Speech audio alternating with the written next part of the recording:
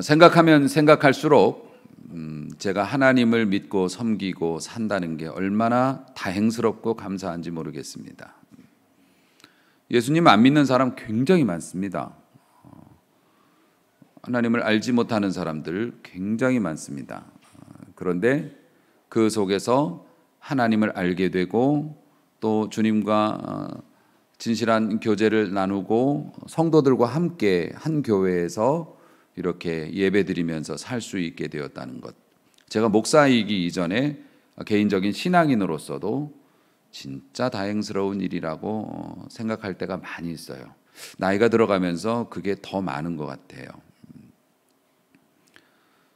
사람이 나이가 들어가면 가끔 이런 얘기들을 합니다. 모든 게 다 부질없다.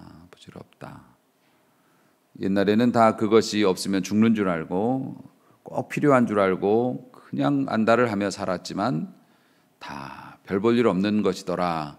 이런 이야기들을 많이 하는데 저는 그렇지 않다고 생각해요. 물론 인간으로서 볼 때는 뭐 세상 것들이 그렇게 의미 있는 것은 아니다라고 얘기를 할 수 있겠지만은 하나님 앞에서 저는 한순간 한순간이 다 소중했고, 그리고 모든 일어나는 일들, 제가 뭐 봉변을 당하거나 손해를 보거나 아니면 제가 높임을 받거나 뭐 사랑을 받거나 이 모든 일들을 다 포함해서 모든 일들이 다 아름다웠고 좋은 일들이었다고 저는 생각합니다. 그게 하나님을 섬기고 살아가는 사람에게 주시는 은택인 것 같아요. 그러니까 안 좋은 것도 가만히 생각해 보면 다 의미 있는 것이었고 다 좋은, 하나님께서 그 다음의 것들과 연결시켜 주시는 좋은 연결고리로 이렇게 작용되어져서, 그래서 우리가 마지막 우리의 삶을 정리하게 될 때 부질없다, 후회한다, 의미 없다 이런 얘기 말고 우리 하나님의 은혜에 감사했다, 그리고 우리 더 사랑할 수 있기를 바란다, 너희들도 나처럼 살기를 원한다, 이렇게 이야기를 남길 수 있는 사람이 되었으니까 얼마나 감사한 일입니까? 여러분 한 주간 많이 힘드셨나 봐요. 얼굴이 그냥 푸석푸석 하십니다. 약간 정신도 이렇게 좀 살짝 내려놓으신 것 같고 그냥 멍 이렇게 그렇더라고요. 여러 가지 막 힘든 일에 막 오랜 시간 동안 이렇게 하다 보면 몇 시간 동안은 정신이 없어요. 내가 멍. 그런데 하나님께서 여러분의 마음에 송이꿀과 같이 단 하나님의 말씀으로 여러분을 먹여주실 것이고, 여러분의 눈이 밝아지고 귀가 밝아지고 마음이 안정되고 없던 힘이 생기는 귀한 은혜가 나타날 줄로 믿습니다. 사실 이렇게 주님의 자녀로 살아가는 게 행복하고 감사한 일이지만 혼란스러운 적도 되게 많아요. 아마 저뿐만 아니라 여러분들도 그러실 거라고 생각하는데, 신앙생활이라고 하는 게 끝이 없으니까 우리가 신앙적으로 어느 정도 수준에 이르렀다고 하면 시험도 그 수준에까지 따라오더라고요, 항상. 그래서 목사님은 목사님에게 이렇게 올 만한 시험이 있고, 평신도는 또 그러니까 초신자는 초신자들이 겪는 시험이 있고, 그래서 늘 이 시험과 믿음 사이의 간극이 얼마 안 돼요. 그래서 늘 그거 가지고 엎치락뒤치락 하는 것을 평생을 하게 되더란 말입니다. 30년 전에 한 번 꾸었던 그 꿈은 제 평생 동안 저를 따라다니면서 저를 가르치는 선생이 되었습니다. 30년 전 교회 청년회장이었고, 그리고 내가 제일 믿음이 좋을 거라고, 지금 당장 주님을 위해서 죽어도 나는 죽으라 해도 난 죽을 수 있다고 그렇게 뜨겁게 그렇게 신앙생활을 하던 내가 충격적인 나의 신앙의 수준을 들여다볼 수 있는 꿈을 꾼 거죠. 뭐 여러분들 하도 제가 많이 말씀드려서 다 아시겠습니다만은, 꿈속에서 예수님이 재림하시는 상황에서 사람들이 그쪽으로 막 몰려가는데 저는 같이 못 갔다고요. 뒷걸음질 쳤다고. 지금 주님을 만날 수 없을 것 같아서. 그거는 저에게 있어서 평생 가는 충격이었고, 왜냐하면은 신앙적인 자신감이 어렸으니까, 젊었고 기도하면 누구보다 큰 소리로 기도했고 막 방언으로 기도하고 막 봉사도 열심히 하고 신앙에 있어서는 나를 따를 자가 없다 막 이랬던 애가 그런 꿈을 꿨으니, 그것이 평생 동안 저를 따라다니면서 저를 그릇된 길로 못 나가게 해주는 또 신호등이 되어주기도 했지만은 하여튼 그렇습니다. 30년 전에 꾸었던 그 한 번의 꿈 때문에 저는 제 자신을 이렇게 신뢰하지 않게 됐죠. 그 후로 회개하는 마음으로 주님을 따르는, 그렇게 주님을 섬기는 삶을 이제 목회자가 되어서까지 이렇게 살아가고 있고, 이제는 이제 개인적으로도 나이가 들어서 저의 신앙이나 인격도 연륜이 쌓여가면 아무래도 뭐 좀 더 나아지지 않겠습니까? 좀 무르익었을까 이렇게 기대를 하다가도 사소한 말 한마디나 작은 어떤 일 하나에 쉽게 흔들리는 내 자신을 보면서 야, 아직도 30년 전에 그 꿈 다시 꾸게 된다면 나 전진 못하는 거 아니야? 이런 생각을 하게 돼요. 그러니까 혼란스럽죠. 아니, 목사로서 이렇게 평생을 살아왔는데 저도 저의 믿음이나 신앙에 대해서 보증이 안 되는데 또 우리 성도님들은 어떠시겠어요? 그러니까 사실 그런 대면, 내 믿음의 수준이 얼만큼인지 내가 진짜 믿는 건지에 대해서 확인해 볼 만한 기회를 얻지 못하면서 살아가는 건 되게 위험한 일이에요. 군인들이 훈련소에서 훈련을 받으면서 총을 제대로 쏘는지, 적과 만나면 싸울 수 있는 건지, 그런 능력은 되는지 확인이 없이 그냥 너는 잘할 수 있을 거야, 너는 쏘면 무조건 맞출 수 있을 거야, 이렇게 위로만 받고 훈련소에서 오냐오냐 하다가 세상에 나가 전쟁터에 가서 큰일 나죠.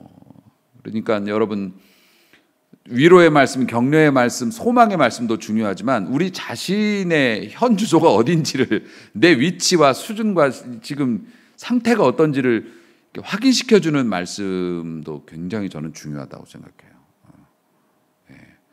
계속 마취만 시켜주고 통증 안 느끼게 진통제만 주는 그런 말씀은 정말 위험한 거죠. 자, 오늘도 그런 내용의 말씀인데요. 우리가 온 마음으로 주님을 사랑하고 지금도 주님을 굉장히 사랑하지만 인간의 악한 죄의 본성은 지금도 남아 있어요. 이게 팩트예요. 이게 현실이고 이게 진실이라고요. 죄성은 아직도 우리의 마음에 남아 있어. 그래서요, 우리는 늘 죄와 씨름하게 되고 죄 때문에 고민하게 되고 또 주님께 최선을 다하지 못한 것이 막 죄송스럽다가도 누가 놀자 그러면 포로로 또 예배 안 드리고 나가게 되고 그것 때문에 갔다 와서 또 막 괴로워하고, 이것이 계속 반복이 되면서 이제 반복되는 것 같고도 괴로워해. 나 계속 이렇게 반복되는 거 이게 문제 있는 거 아니야? 괴로워하면 그나마 또 양심이 있는 거죠. 시간이 지나면 괴로워하지도 않아요. 주일 예배 한 번 안 빠지면 어디 부러지는 거 아니야? 어디 뭐 문제 생기는 거 아니야? 막 이랬는데 지금은 그렇지도 않아요. 2년간의 이 코로나 사태로 인해서 교회 성전에 나오지 않는 것이 너무 자연스러운 일이 됐고 막 그래요. 이거 극복하려면 우리 한참 걸릴지도 모르겠어요. 그러니까 그런 우리들의 모습이 있는 것이 진실이란 말이죠. 그런데 그러면 우리는 계속 이렇게 고통스럽게 사냐? 아니죠. 우리에게 희망이 있죠. 성령께서 내 안에 계시기 때문에 말씀해 주셔요. 가르쳐 주시고 깨닫게 해 주시고 필요하면 엉덩이를 밀어 올려서 담을 넘어갈 수 있도록 도와주시기도 하고, 성령께서 도와주시는 능력이 있기 때문에 우리에게 희망이 있고, 오늘도 우리가 그 힘을 의지해서 오늘 여기 나와서 기대하고 있는 거 아니겠습니까? 할렐루야. 우리 은혜의 하나님께서 오늘 말씀에도 그런 게 나오지만 우리가 한 만큼, 우리가 했던 만큼이나 우리의 자격만큼 복을 내려주신다면 어쩌면 우리는 복을 받지 못할지도 몰라요. 불공평한 일이거든요. 우리 주님이 인간이 아니시고 우리 하나님은 우리처럼 불쌍한 인간이 아니시기 때문에 주님을 너무 의인화해서 설명하는 건 옳지 않다고 생각하지만, 저는 가끔 우리 주님이 좀 불쌍하시겠다라는 생각할 때도 있어요. 우리가 그렇게 무심하게 주님께 무심하게 구는데 주님은, 물론 주님은 그러신 분은 아니시지만 정말 우리 주님 앞에 좀 생각을 해볼 필요도 있어요. 그런데 그럼에도 불구하고 하나님께서 우리에게 때에 맞춰서 필요한 거 꼬박꼬박 주시거든요. 할렐루야. 꼬박꼬박 주신다고. 물론 아픈 분도 계시지만 여러분 대체적으로 다 건강하시잖아요. 사람이 건강하게 살아간다는 것이 보통 일이 아닙니다. 모든 부분에서 균형이 다 맞아야 되고요. 환경이나 또 내가 먹는 거나 내 주변의 어떤 그런 거나 정신적인 문제, 모든 게 균형이 오묘하게 맞아야 사람이 건강하게 일어날 수 있다고. 조금만 어지러워 봐요. 황후장사도 조금만 어지러우면 오 하면서 넘어가는 게 인간인데 그 모든 균형을 하나님이 딱 맞춰주신다고요. 부족한 게 있으면 어떻게 돼요? 또 기도하면 낫게 해주시고. 할렐루야. 우리 하나님께서는 불공평함에도 불구하고 사랑으로 우리를 챙겨주신단 말이죠. 그래서 우리는 이제 소망을 가지고 오늘도 주를 의지하면서 살아가는 건데, 성령님께서 우리를 도와주셔서 그나마 우리가 이렇게 살고 있지만, 이게 문제는 뭐냐면 서서히 하나님의 시간과 우리의 시간이 잘 맞지 않아서, 다시 말해서 우리가 예수님 한 번 믿으면 사람이 싹 변하고, 예수님 제대로 한 번 믿고 믿음 고백하면 우리가 죄의 유혹도 받지 않고 이렇게 싹 변하면 얼마나 좋아요. 이제 그렇지 않는데, 그런데 또 소망이 없는 것도 아니야. 성령님께서 점점 한 걸음 한 걸음 고쳐주시는데 이게 평생 걸리는 일이라. 여기서 이제 우리의 많은 갈등이 생긴다는 겁니다. 성경의 위대한 인물들이 그래서 약점이 나오는 거예요. 모세는 분노 조절 프로그램, 치료 프로그램에 들어가야 돼. 사람이 얼마나 분노하면 아무리 뭐 자기 동족을 뭐 괴롭히고 그래도 사람을 때려 죽이나. 그렇잖아요. 우리는 열받아도 사람 때려 죽이진 않아요. 그걸 모래에다 파묻었어. 모세가 그 분노 조절 치료받아야 된다는 이유가 세상에 40일 동안에 하나님의 산, 거룩한 산에 올라가서 하나님과 대면하면서 어떻게 먹고 살았는지 모르지만 40일 동안에 얼마나 신령했겠어요. 십계명 2돌판 쫙 챙겨가지고 내려오다가 하나님께서 야 니네 백성이 썩었다. 모세가 없는 동안에 금송아지 만들어 놓고 그거 놀고 막 난리 먹고, 모세가 그거 보고 뭐 했어요? 이 돌판을 들여서 깨트려 버렸어요. 이게 지금 누가 주신 건데? 하나님께서 주신 거 아니에요. 40일 동안 하나님을 대면하고 내려오면서 백성들이 그거, 그러니까 모세는 답답했겠지. 우리 하나님이 얼마나 거룩하시고 완전하시고 의로우신 분이 너가 버러지 같은 너희들을 돌봐주신다고 했는데 너희들은 이따위로 행동하냐? 이러면서 돌판을 깼다니까요. 그 후에도 모세가 얼마나 많이, 결국에는 가나안 땅에 못 들어가잖아요. 화가 나가지고서 지팡이로 내가 물을 너희에게 주냐? 그러면서 지팡이로 그렇게 세게 두들긴 것 때문에 그 분노 조절이 안 돼가지고. 다윗은 어떤가요? 다윗은 여호와의 마음에 합한 자라 일컬을 정도로 신앙생활에 있어서는 아주 일가견이 있는 정평이 난 사람이었죠. 하나님의 마음을 어쩌면 그렇게 잘 이해하고 쏙쏙 입안의 혀처럼 그렇게 구는지 하나님께서 감탄하실 정도의 그런 신앙인이었지만 이 여자 문제에 관해서는 이게 안 됐던 거라. 그 믿음 좋은 사람이 성적인 추문으로 얼룩졌고요. 그의 찬란한 그 과업을 그걸로 인해서 그냥 먹칠을 해버렸고, 심지어는 아들에게까지도 그 죄를 물려줬죠. 솔로몬은 아버지보다 한술 더 떴어. 그러니까 자식 교육도 사실 실패했던 겁니다. 그래서 솔로몬은 수많은 부인들 3,000명이라고 얘기하는데 그냥 아파트 큰 단지 하나가 다 자기 부인이야. 자기 집이라고. 그렇게 함으로써 세상에 수많은 그 외국에서 정치적으로 그 혼인을 이렇게 하는 바람에 그 수많은 사람들이, 여자들이 오면서 외로우니까 자기 고향에서 섬기던 우상이나 신들을 가지고 왔고, 아이고 불쌍한데 그거 하는 거라도 내비둬라 솔로몬이 그러는 바람에 이스라엘이 우상 천국이 돼버리고 말았잖아요. 그리고 나라가 쪼개지는 결정적인 역할을 하게 됐죠.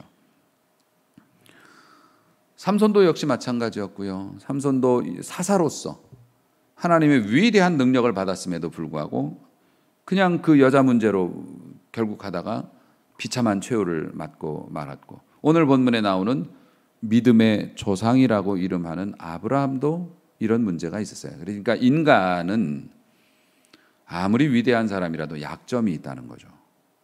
그 약점이 있다는 거예요. 그래서 그 아브라함이 믿음의 조상이라고 얘기했던 건 뭐냐면은 믿음에 관해서는 새 길을 열었다는 거예요. 아무도 걸어가 보지 않은 길을 아브라함이 먼저 걸었다는 겁니다. 그래서 후대에 믿는 사람들이 하나님을 섬기려면 이렇게 해야 되는구나라고 하는 것에 그 시범 조교였던 거죠. 먼저 본을 보여줘. 이렇게 하는 거야. 그래서 믿음의 조상이라고 해요. 그런 위대한 믿음의 사람. 근데 하나님은 또 아브라함에게 서비스를 얼마나 하셨습니까? 직접 나타나서 보여주시고 불가능한 일들을 이루게 하시고 전쟁을 해도 지지 않게 하시고 100세의 나이에 자식을 낳게 하시고 하나님께서 그렇게 알뜰살뜰 챙겨주시고 거부가 되게 하시고 이렇게 해주셨음에도 불구하고 아브라함은 버릇이 있었어요. 아브라함은 거짓말하는 버릇이 있었어. 자기가 불리하면 거짓말이 그냥 툭 튀어나오는 거예요. 불리하면 거짓말이 튀어나와. 요게 약점이었던 거라. 그게 어디에서 나왔어요? 정말 먹고 살기 힘들어가지고 이대로 가다가는 우리 다 굶어 죽겠다 싶어서 이민 갔잖아요. 애굽으로. 이민을 가기는 갔는데 짐작은 했지만 분위기가 쎄한 것이 뭡니까? 애굽 사람들이 자꾸 흘끗흘끗 쳐다보면서 이쁘다 이쁘다 이쁘다 자기 아내 사라한테 이쁘다 이쁘다 이쁘다 그것이 소문 나가지고서 바로의 궁전에서 사람이 딱 오니까 느낌 딱 오잖아. 여기서 입 잘못 놀리면 목숨 달아나겠구나. 그래서 뭐라고 했다고요? 오빠라고, 남편 아니라고. 그래가지고 난리 났던 거 우리 기억하고 있잖아요. 아브라함이 소돔과 고모라가 멸망하는 걸 보고 충격을 먹었습니다. 옹기점, 다시 말해서 그 가마 굽는 데서 나무 떼면 연기 나잖아요. 그것처럼 저 멀리 30km니까 이게 날 좋은 날은 보이겠죠? 그때는 공해도 없으니까. 거기가 불바다가 되는 것을 아브라함이 보고 충격을 받아요. 그래가지고 자기가 살던 곳에서 이사를 갑니다. 이 동네 무서워서 못 살겠다고.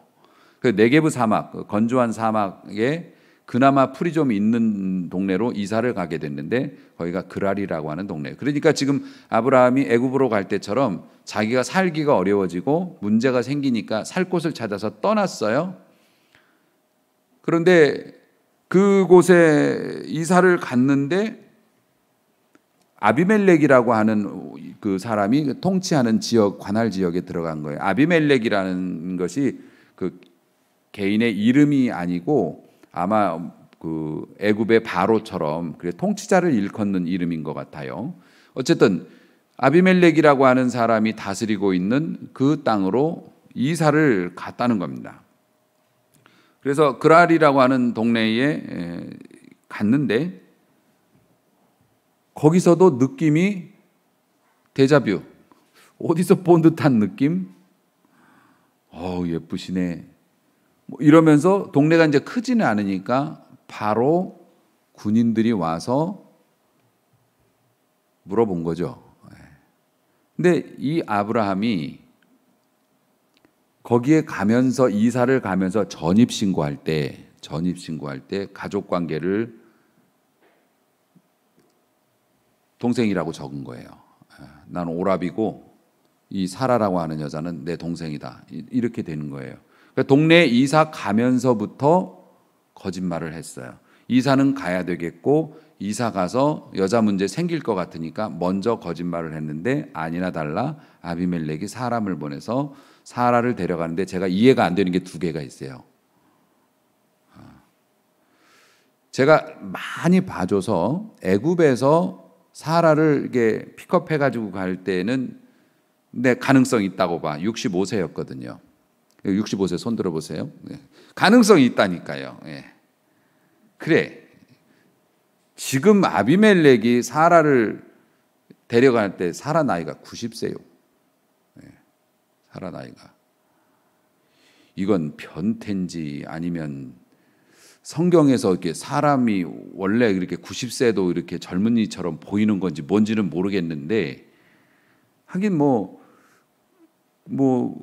90세라고 해도 할아버지도 90세면 또 둘이 또 뭐 분홍빛 사랑을 꽃피울 수 있을 테니까 아비멜렉이 나이가 많았을 수는 있겠지만 또 데려가요. 왜들 그러는지 몰라. 그러니까 아브라함은 자기가 위기에 처하면 툭 하고 거짓말을 하는 버릇이 있었던 거죠. 그런데 사실 애굽에서 얼마나 비싼 수업료를 치렀습니까? 그 어마어마한 나라를 발칵 뒤집어 놓고 자기 때문에. 세상에 천하의 나쁜 사람이라고 한다면 애굽에 팔아올 거예요. 왜냐하면 악행을 많이 하거든. 사람 많이 죽이고 백성들 막 데려다가 돈도 안 주고 강제노동 시켜가지고 뭐 피라미드 같은 거 만들고 이러는 사람한테 훈계를 들었다고요. 너 왜 거짓말했냐고. 네가 남편이라고 그랬어도 내가 잘 봐줄래. 물론 그것도 거짓말이야.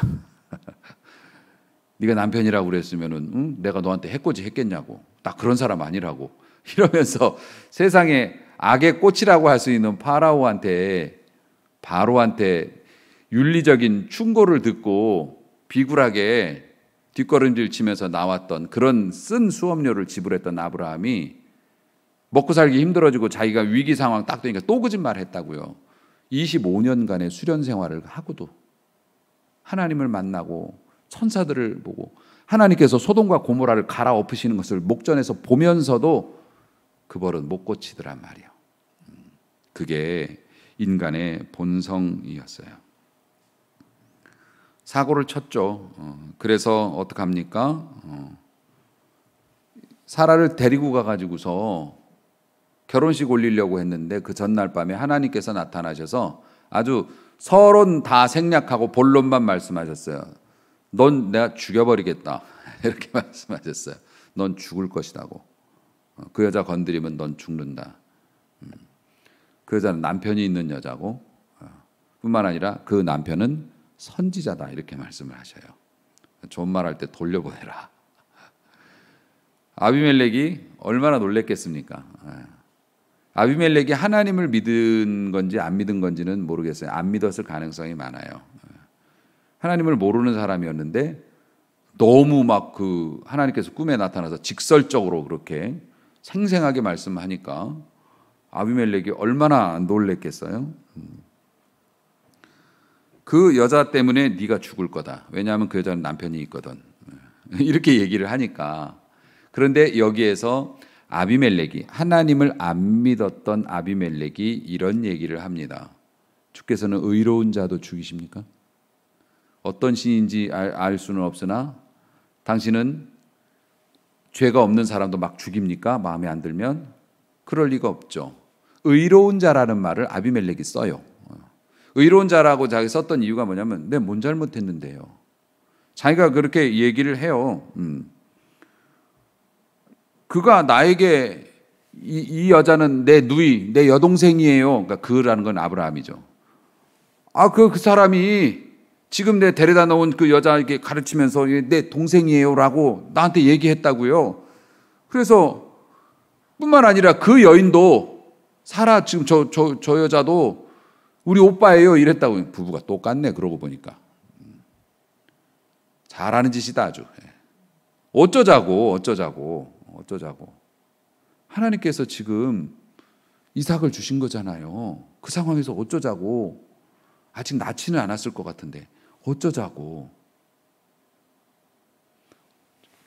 저희 오빠예요. 이렇게 얘기를 했대요. 여자도. 나는 온전한 마음과 깨끗한 손으로 우리의 풍습을 따라서 그냥 그렇게 했을 뿐인데 제가 꼭 죽어야 하나요? 이렇게. 여러분, 하나님을 예배하지 않는 사람이라고 그래서 진실하지 않거나 도덕적이지 않다고 생각하는 거 되게 독선과 오만이죠. 교만이죠. 하나님 안 믿고 교회 안 다니시는 분들 중에서도 점잖으신 분들 굉장히 많으시고 또 선하시고 착하신 분들 굉장히 많습니다. 예수님 안 믿으면 전부 다 무슨 뭐 마귀입니까? 아니에요. 주님의 길을 잃은 양일 뿐이지 선하시고 정직하신 분들 굉장히 많으시죠. 심지어 그리스도인보다 더 진실하게 사시는 안 믿는 분들 많이 계십니다. 많이 계시죠. 아비멜렉 보세요. 아비멜렉 하나님 안 믿어도 아브라함보다 더 의롭잖아요. 아브라함 같은 그런 거 안 했잖아요. 잘못 없잖아요. 그때 하나님께서 주신 대답이 말씀을 준비하면서 제 마음을 뭉클하게 했어요. 우리 하나님 참 그래요. 하나님이 꿈에 그에게 이르셨죠. 네가 온전한 마음으로 그렇게 한 줄을. 그러니까 네가 잘못이 없는 걸 내가 안다. 그래서 내가 나타난 거야. 못하게 하려고, 죄 짓지 못하게 하려고. 우리 하나님 참 멋지지 않으세요? 하나님을 경외하지 않는 백성이라고 해도 일부러 악한 행동을 하려고 한 게 아니라 모르고 한 거니까 하나님께서 죄에 닿지 않도록 나타나셔가지고서 막아주셨다는 거예요. 그러니까 믿는 자도 사랑하지만 하나님을 안 믿는 자도 사랑하시죠. 왜냐하면 다 하나님의 아름다운 피조물이고 주께서 사랑하는 귀한 백성들이니까. 그래서 너가 범죄하지 못하도록 내가 그렇게 막은 거다라고 하나님이 말씀해 주셔요.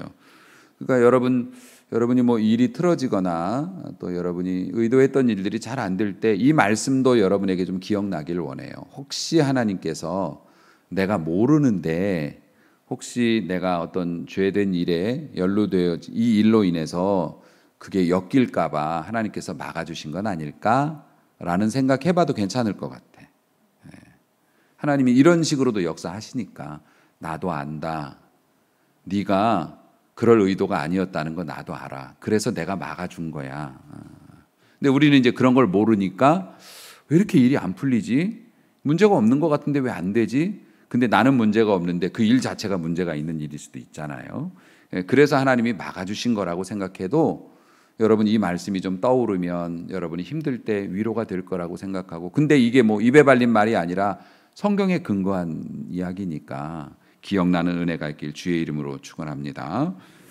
저도 사실 개인적으로 이런 것들을, 이런 그 원리를, 영적인 원리를 붙잡고 그동안 목회 생활을 하면서 원망할 뻔했던 수많은 날들을 이겨냈다고 저 간증하고 싶어요. 그래서 그런 게 좀 버릇이 된 것 같아. 가령 앞차가 막 이상하게 막 이렇게 해가지고서 앞차는 가고 난 못 간 거예요. 신호에 걸려가지고. 그러면 혹은 뭐 어떻게 하다가 뭐 넉넉고 가다가 뭐 속도 위반으로 뭐 딱지가 날라왔다든가 뭐 이럴 때 재수가 없을래니까 나는 왜 하는 일마다 이렇게 안 되지? 사실 그런 생각보다는 요즘에는 조금 컸나 봐요. 저도 어른이 됐나 봐. 맞아. 어쩌면 저 차 꼬리 물고 따라갔다가 뭔 일을 당할지도 모르니까 하나님께서 좀 쉬어가라고 하시는가 보다. 이렇게 생각하니까 속도 편하고 뭐 마음도 좀 너그러워지는 것 같고, 아 맞아, 하나님께서 정신 차리라고 경고하시는구나, 너 빨리 다니지 말라고, 그냥 이렇게 그냥 생각을 하는 편이에요. 네. 그거 하는데 이렇게 오래 걸렸어요. 그 생각하는데. 어쨌든 그런 영적인 원리, 나는 모르지만 하나님은 더 잘 아시니까 하나님께서 내 일에 대해서 어련히 챙겨주시겠지. 일이 안 된 것도 꼭 안 된 거라기보다는 하나님께서 여기서 한번 숨 돌리고 더 좋은 거 잡으라고 하시겠지. 그렇더라고요. 지금 이거 아니면 안 될 것 같지만 세월 지내놓고 보면 다른 길도 많았던 거죠. 더 좋은 일도 많았고. 자, 그리고 그 다음에 하신 말씀이 또 우리를 놀라게 하죠. 7절 말씀 보면 이제 그 사람의 아내를 돌려보내라. 그는 선지자라. 선지자라는 단어가 이 성경에서 처음 나오는 장면이 여기예요. 선지자.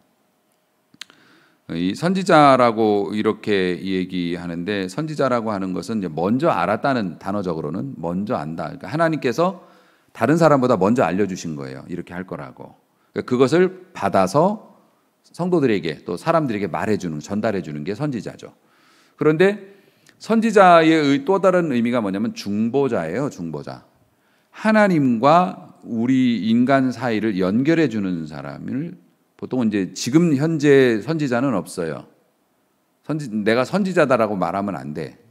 왜냐하면은 성경이 우리에게 주어졌고 성령이 우리에게 계시기 때문에 어떤 사람을 선지자라고 말하는 건 옳지 않아요. 그러니까 다른 모든 사람들이 성경에도 가르쳐주지 않은 내용을 자기가 알고 그래서 사람들에게 전달을 해주는 사람은 지금은 없어요.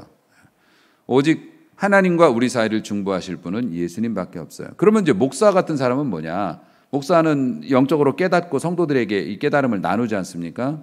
선지자가 아니에요.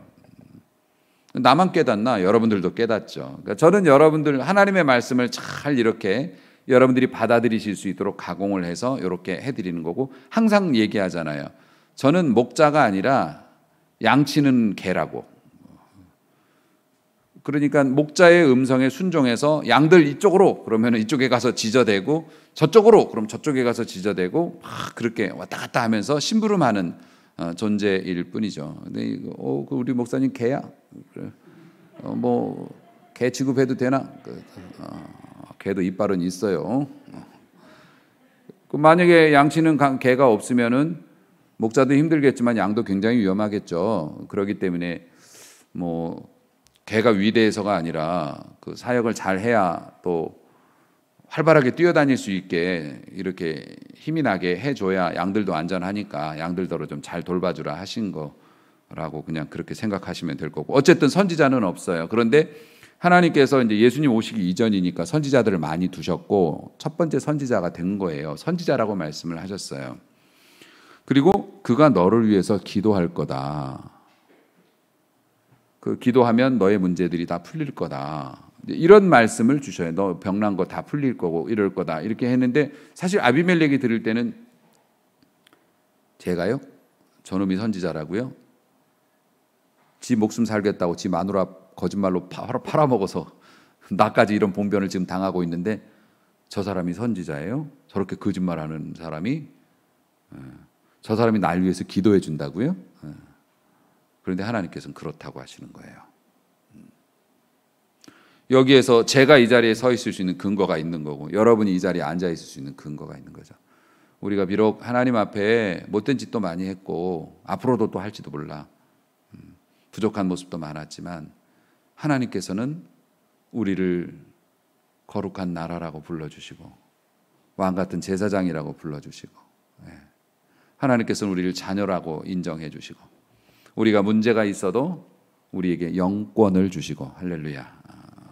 자식을 위해서 기도하면 하나님의 은혜가 나타나요. 여러분들이.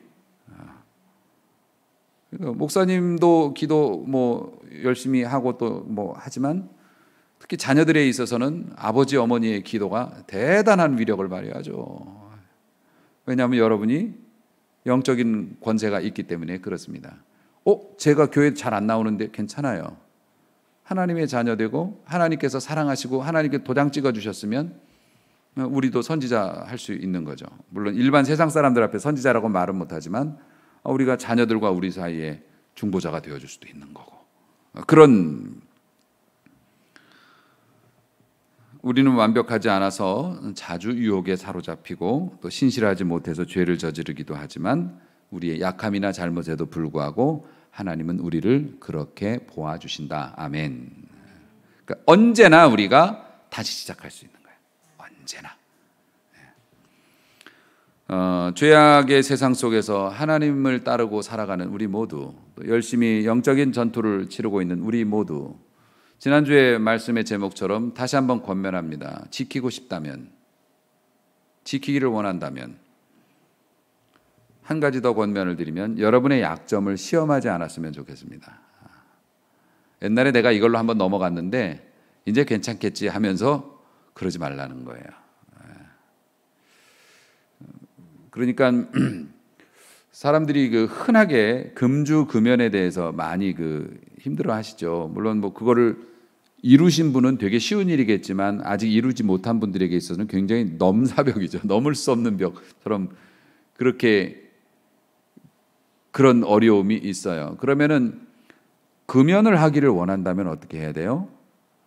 담배를 피우는 자리에 가면 안 돼. 내가 담배를 좋아하는 사람이면은 그럼에도 불구하고 건강을 위해서 내가 가족을 위해서 끊어야겠다라고 생각을 한다면 담배 피는 친구들이 있는 자리에 가면 안 되죠. 술을 내가 끊겠다고 생각한다면 술집 근처를 가면 안 되는 거잖아요. 술 먹는 자리에 나가면 안 되는 거잖아요. 괜찮아. 내가 뭐 한 달, 두 달 동안 뭐 끄떡없어 안 먹고도 내가 잘 버텼어. 그러면서 그 자리에 가가지고 안주만 먹을 거야. 그래가지고 망한 사람이 얼마나 많은데 뭘 안주만 먹어요. 안주가 얼마나 독한데. 그러니까 술을 마시는 거지. 친구들이 그런다니까요. 야, 깡 안주만 먹으면 속 배려. 그러면서 술을 먹인다고. 사람이 그렇게 되는 거예요. 그러니까는 우리가 약한 부분이 있음을 알면서도 이제는 괜찮겠지 하면서 시험을 하지 말라는 거예요. 항상 내가 약한 부분에 있어서는 의도적으로 미리 거리를 두는 것이 지혜롭다. 이것이 아브라함이 오늘 우리에게 주는 권면이 되겠죠. 사실 아브라함은 얼마든지 다른 곳으로도 갈 수 있었거든. 그럼에도 불구하고 아브라함도 유리하다고 생각한 쪽으로 간 거예요. 뭘 무릅쓰고? 위험을 무릅쓰고 내가 이겨낼 수 있을 거라고 생각하고, 하지만 현실에 딱 맞닥뜨리니까 옛날 버릇 그대로 튀어나왔고 이 난리가 또 나고 말았잖아요. 민폐를 끼치고 말았잖아요. 그러니까 우리의 약점을 떠보지 말아야 돼요. 그러니까 우리의 약점을 인정하고 내가 약한 부분에 있어서는 지혜롭게 미리 피할 수 있는 그런 모습이 돼야 되겠고요. 또 하나, 스스로 만든 해결책에 의지하는 버릇 우리가 버려야 합니다. 다시 말해서 스스로 만든 해결책이라는 게 아브라함에게 있어서는 거짓말이었죠. 그게 스스로 만든 해결책이에요. 내가 만들어낸. 우리가 스스로 만드는 해결책이라는 게 뭐가 있겠습니까? 좀 더 많은 정보를 가진 내 친구, 나에게 도움을 줄 수 있는 힘을 가지고 있는 거래처. 근데 그 사람들도 오늘 내일 하잖아요. 세상 모든 사람들이 다 그렇지 않습니까? 머리 굴려 거짓말하는 것이나 아니면 언제 죽을지 모르는 사람한테 가서 도와달라고 하는 게 우리가 만든 해결책인데, 사실 그런 것들은 좋은 결과를 기대하기는 어렵죠. 사람을 믿지 말라는 것은 아니지만 하나님은 사람을 통해서도 역사하시니까 제가 오늘 여러분에게 드리고 싶은, 하나님의 감동을 따라 드리고 싶은 것은 좀 더 하나님을 견고하게 의지하는 은혜가 있기를 주의 이름으로 축원합니다. 기왕 믿을 거면 좀 찐으로 믿어보자는 거예요. 여러분, 하나님 때문에 불편해 보신 적이 언제이셨던가? 하나님 때문에 손해를 보거나 하나님 때문에 좀 불편하게 사시는 부분이 뭐가 있으신지, 전혀 하나님 때문에 불편함이나 내가 위축됨이 없이 세상에서의 삶 그대로 누리고 교회에 와서 종교적인 혜택 그대로 누리고, 솔직히 말이 된다고 생각합니까 이게? 우리 하나님께서 나를 이 땅에 만드시고 죄악된 세상에서 빛으로 살아라라고 말씀하셔서 나 구원받아서 이렇게 은혜 받고 살아가는데 어떻게 세상에서 아무 불편 없이 살고 교회에 와서 아무 불편 없이 살고, 이게 어떻게 공존하겠느냐 말이에요. 어떻게 그럴 수가 있느냐 말이에요. 말도 안 되는 얘기죠. 경우라는 게 있어요. 경우라는 게. 여러분, 아무리 하나님께서 은혜의 하나님이고 축복 주시는 하나님이시지만, 우리의 흠과 허물에도 불구하고 선지자라 말씀해 주시는 하나님이시지만은, 그럼에도 불구하고 우리가 하나님을 섬기고 살면서 이렇게 불편이 없어도 되는 건가? 모험 자체도 없고, 저 하나님 믿고 나 믿음으로 한번 시도해 볼랍니다. 여러분들, 그런 것들이 우리의 삶에 있어야 그게 믿는 사람의 삶 아니겠습니까? 비록 힘들어도 나 하나님 믿고 정직하게 한번 해볼랍니다. 나 힘들어도 나 바른 길 가보렵니다. 나 손해 보더라도 타협하지 않고 내가 믿은 대로, 하나님께서 가르쳐 주신 대로 말씀의 원리대로 나 한번 사업해 볼랍니다. 자녀 그렇게 한번 가르쳐 볼랍니다. 그런 거 정도는 있어야 되는 거 아닙니까? 아브라함처럼 하나님과 그렇게 긴밀하게 지냈음에도 불구하고 조금만 분리하면 바로 세상적인 인간적인 수단을 동원해 버린다면 하나님께서 어찌 우리를 도와주실 수 있겠으며, 또 초자연적으로 꿈에 나타나서 남의 집, 멀쩡한 남의 집 갈아엎으시면서 나 죽을 줄 알아 하나님이 그렇게 만들잖아요, 우리가. 근데 그거는 아니라고 생각합니다. 그러니까 여러분, 우리가 기왕 하나님을 믿는 거 조금만 더 견고하게 믿었으면 참 좋겠습니다. 개인적으로 당부드리고 싶은 말씀이고, 여러분, 그렇게 성경적인 원리를 따라보면 여러분이 믿음으로 조금 더 모험을 하고 조금 더 하나님을 제대로 믿겠다고 삶에서 어떤 열매들이 나타나기 시작하면 하나님께서 여러분의 삶에서 뿌려주시거나 역사를 일으키는 건 더 어마어마하다는 거, 30배, 60배, 100배가 이게 거짓말이 아니에요. 할렐루야. 하나님이 하실 수 있다고요. 하실 수 있다고.